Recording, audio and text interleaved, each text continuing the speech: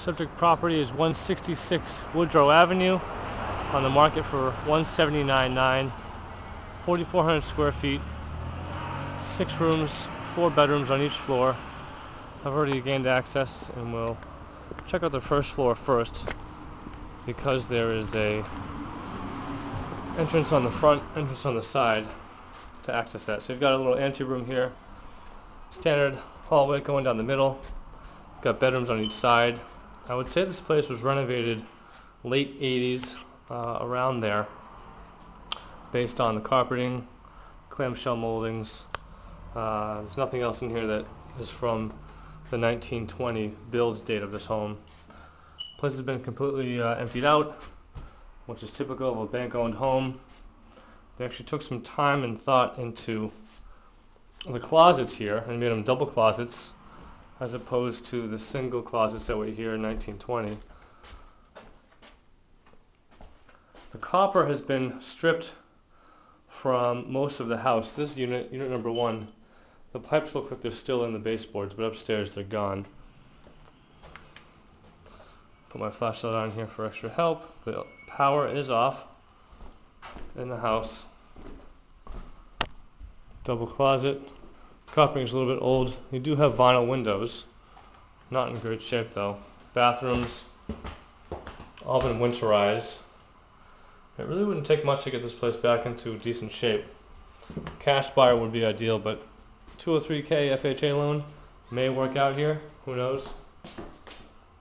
So, tile backsplash. This is the back door. Cabinets need some work. Appliances. Some are here, some are not. Got a refrigerator here, a stove missing there. Hallway closet. What we'll do is go back in the side/rear entrance so we can check out the basement, the second floor, and the third floor.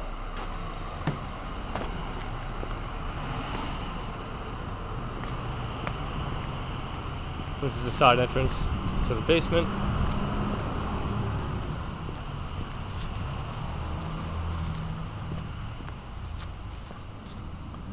Rear doorway. The vinyl's not horrible. You got some spray paint here you gotta get rid of.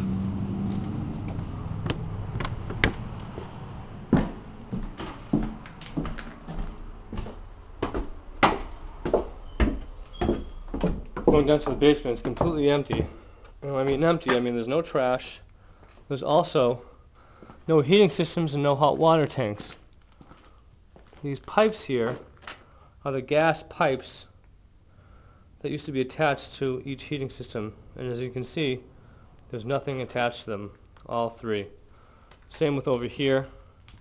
You've got 3, actually 4 pipes leading from the ceiling. These are where the hot water tanks were attached. So this place is completely devoid of hot water tanks and furnaces.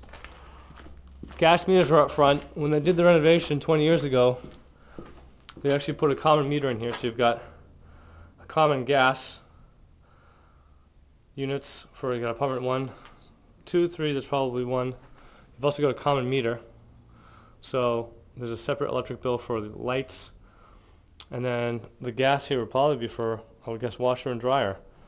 So that's convenient. You can set that up pretty easily down here again. This is some pretty heavy duty stuff for the electrical, so. Let's move on to the second and third floor, and then there's also access to the attic, which actually is very large, and I think would be pretty nice if they ever finished it off.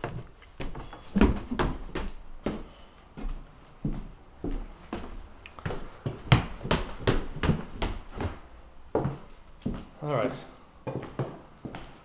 Kitchen, floor number 2. As you can see, the baseboards, as I was talking about, completely stripped of all the copper. It's like this on these top 2 floors. So something you've got to take into account. Bathroom, tile, not horrible, probably fix it up. There's some kind of leak, I'm sure, maybe a pipe burst. Maybe up there in the toilet. Don't see a lot of water damage though, which is good. Also, this floor has Pergo laminate floors, not installed very well. It's supposed to be staggered. Closets again, very high. Some are deep. Everyone's got their panel in the unit. Looks like a 60 amp panel, but room for expansion if you want to go 100 amps. Totally possible.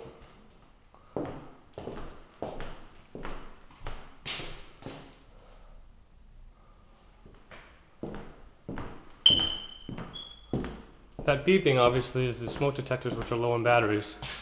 I did notice that these detectors are hardwired, which is great for safety. Front room. It's got a very interesting turret feature on the top of the house, and the rooms below it mirror that, which is nice. And it looks like this would be our living room. It's the only one without a closet. We're going up to the third floor here via the front stairs, which are carpeted. These carpets aren't bad. The first floor carpets need some work. Same with these ones on the third floor. Again, this is almost a mirror image of what we saw downstairs. Baseboard's missing, same layout. This one looks like there was some kind of leak. I'm not sure if it's active or not. Let me see if this is wet. It is wet. That's mold. So you do have an actively leaking roof, but not by a lot, because the place has been vacant for a while, you can tell. And there's not a ton of water damage, so it could be a quick patch job. Got some tile in here. Bedroom, panel, bedroom. This bathroom's a little rough. They went nuts with the copper here. Ripped all that out. Gonna need a little more work than average.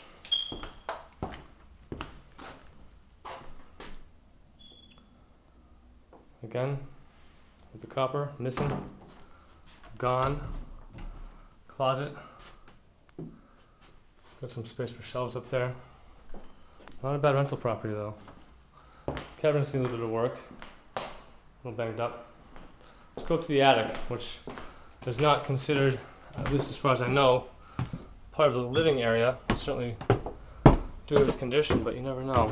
Flashlight back on. What you've got here is a very dark, empty attic, but it's got surprisingly high ceilings, especially in the middle. And if you go up to the front here, I'm not sure if my light will pick it up, but you can get into that turret that we saw from the outside.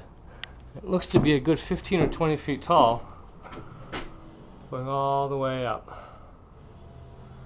And at one point there was windows in here, and they blocked them off. You can kind of still see some of the light coming in. Here's the windows. 3 good sized ones. So this could be a lovely room up here. It wouldn't be a legal bedroom. There's no second egress. But the room here in the middle definitely has enough ceiling height to be able to be finished off. Call it a family room, playroom, what have you. Definitely worth it. Well, that concludes our tour for today. Additional details can be seen at rebostonblog.com. Thanks for watching.